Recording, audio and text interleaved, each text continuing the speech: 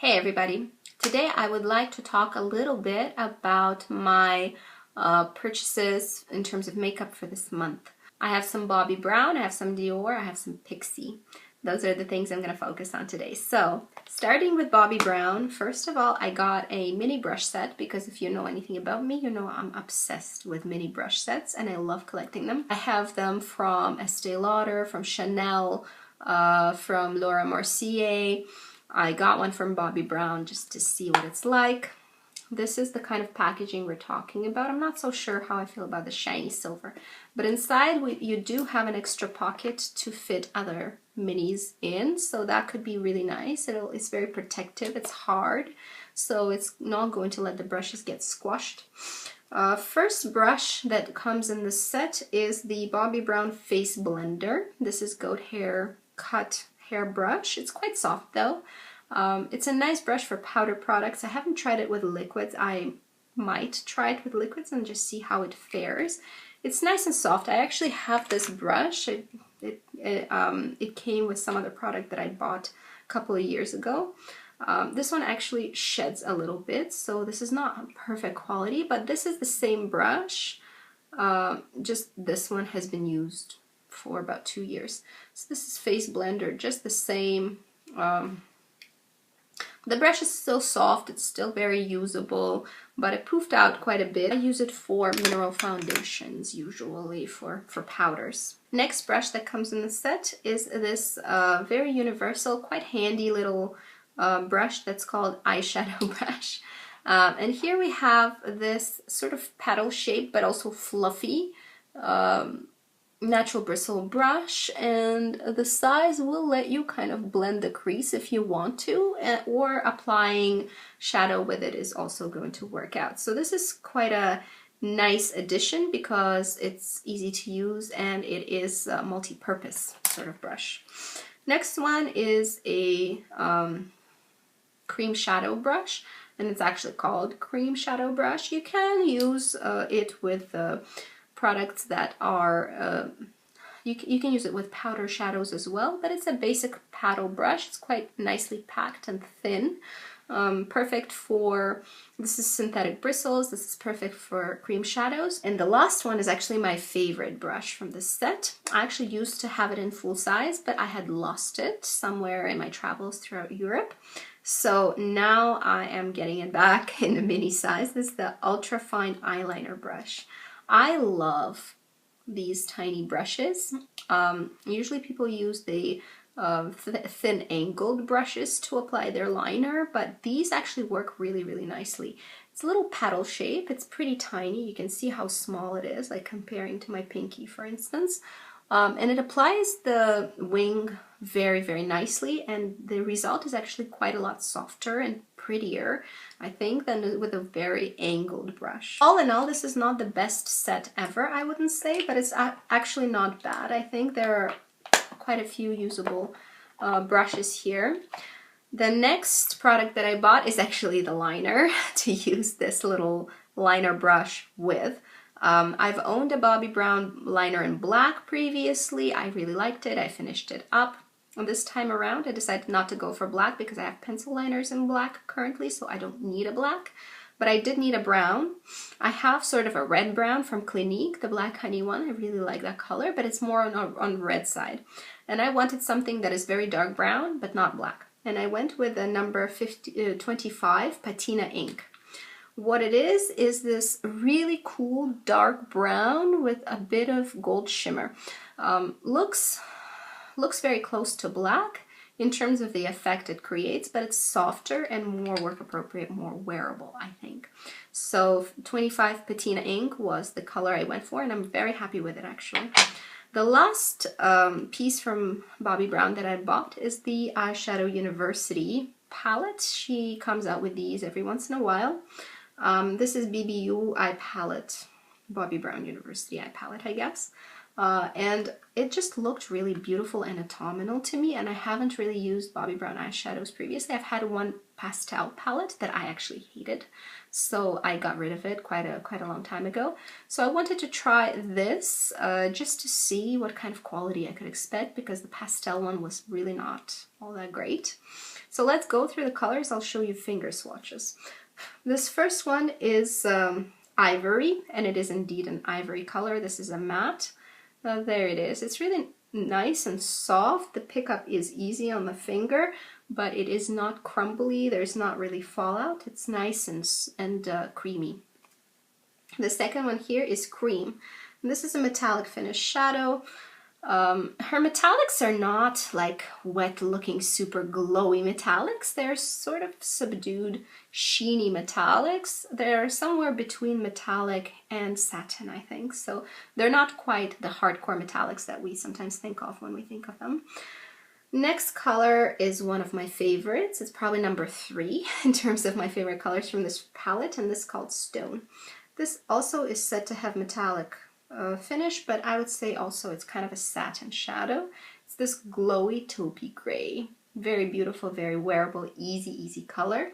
Next one is Antique Rose. Over here is actually so useful. It's probably the most used color from the entire palette. This is this rosy, dirty rose, rosy gray color. Very good for crease work. I mean, it's going to be perfect for crease work for my complexion. For other people, it could be an all-over color depending on the skin tone that you do have. And that one is also a matte. Let's go to the next row. This is Birch, and this is a matte shadow. Also one of those super useful basics. I think this could also work in the eyebrows. It's kind of this sort of cool gray brown. Also very easy to use. One of these very useful colors goes into the crease as well. Next one is another favorite, probably not number 2 favorite from this palette, and it's called Heather. Let's see the Heather color. This is a purpley neutral matte color right here as well. What a beautiful shade. It's sort of dirty lilac on the dusty lilac side of things. Very pretty. Next one is a very basic brownie shadow called Fog. This is a satin finish, quite easy to use shade, sort of outer corner shade. And my favorite from this palette is actually Black Charcoal. I think this is going to be gorgeous for the smoky eye. It's this charcoal color with tons of micro glitter that is silver.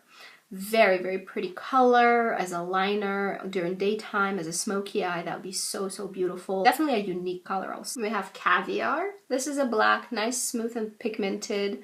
Color pickup is nice. It blends okay.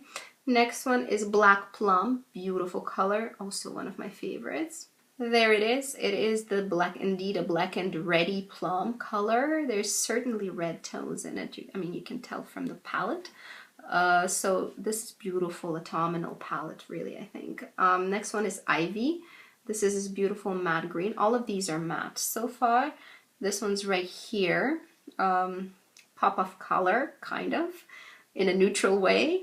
And the last one is called Navy. But to me, it comes off more as a slate gray with maybe some cool undertones. It's this one. All of these 4 are matte. So I think the color choices are quite striking. I think this is a beautiful palette, especially for the winter and fall time. I'm sure in springtime, I'm probably not going to gravitate towards it too much, but it will get its fair share of use. It's neutral enough to sort of be an all-rounder, I think. And it has both light, mid-tone, and dark colors. Very nice spread. There's nothing really you're missing with this palette. You have everything you need to make a beautiful look. Anywhere from very daytime to smoky eye, no problem. You have those jeweled tones in there. The quality of the shadows is much better than that silly little pastel palette that I've had before. The quality of those shadows was not really that great. The mattes are nice and creamy. They're not crumbly. They're not chalky. They're easy to pick up.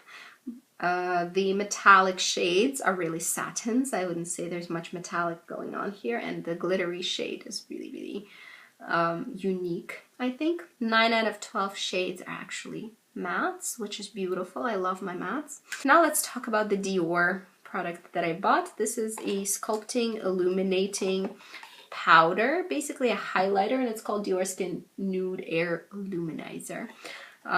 This one comes with a little kabuki brush. The kabuki brush quality is actually not bad. It's not perfect. It's a cut bristle brush, so the bristles are not as soft as they could be if they weren't cut bristles, if they gathered them instead of gathered them and shaped them. But it's decent quality. I'm not really sure who applies highlighter with a kabuki, but I shall try. If I don't like it, I will just keep using my fluffy brushes and my fan brushes, and this one will go into my purse for powder, because what a cute little kabuki, come on. And the powder itself is very, very pretty. I got it in color 002 because that was the coolest shade they have, and it's a very, very light platinum rosy color. The rose doesn't come across as much on camera as it does in real life, but I'll show you a swatch. The quality is very nice. It's really not powdery at all. The pickup is fantastic. The packaging is magnetized. In terms of the quality, it really reminds me of the Camellia highlighters that Chanel comes out with. It's quite a striking, very reflective color, and it is quite icy, that one. I really enjoy the iciness. I think it's very, very flattering for pale skin such as mine. Let's compare it to the Spring's release from Chanel, which is called Plissi et Lumière de Chanel. This is their highlighter for Spring 2017. That one's a lot more beige, so if you're contemplating between those two, I would say go with whatever it is that you're looking for. This is quite goldy, sort of pinky as well, but I wanted to swatch them side to side so you really have an idea of how much they differ. This one is a lot lighter, this one's a lot more beige, and their formulas are very, very similar. I would say quite comparable. Both are gorgeous. This is why I bought the other one. They really weren't as similar as I initially thought they were. Now to a more budget purchase, one that I'm actually really not regretting. I'm very impressed. So I bought a few things from Pixi. I have never used the Pixi line before. First of all, I bought a lip liner in the color Natural Rose. This is gorgeous, actually. I enjoy it as much as I enjoy my MAC liners, maybe even more. It's very creamy. The staying power is really, really good. The colors are few. They don't really have a nice color range, but this one I loved. This Natural Rose color, I love filling in a lip with it, and then it lasts almost all day. The Natural Rose looks like this. This is the brownie pinky color. And I bought the lipstick that matched it. It's Natural Matte Luster lipstick in Rose Naturelle, also Natural Rose. It's the same color actually, so obviously they so obviously go together. They're identical colors. The interesting part of this is the fact that it's matte luster. And at first I was confused because matte luster sounds like it's an oxymoron, but in fact it goes on as a creamy lipstick, sort of like MAC Cream Sheen lipstick, or between luster and cream sheen, and then it dries down to a pretty matte finish eventually, but it remains quite comfortable. So right now you see it's quite lustrous, but it will go matte eventually, but it does take like 30 minutes for it to go matte.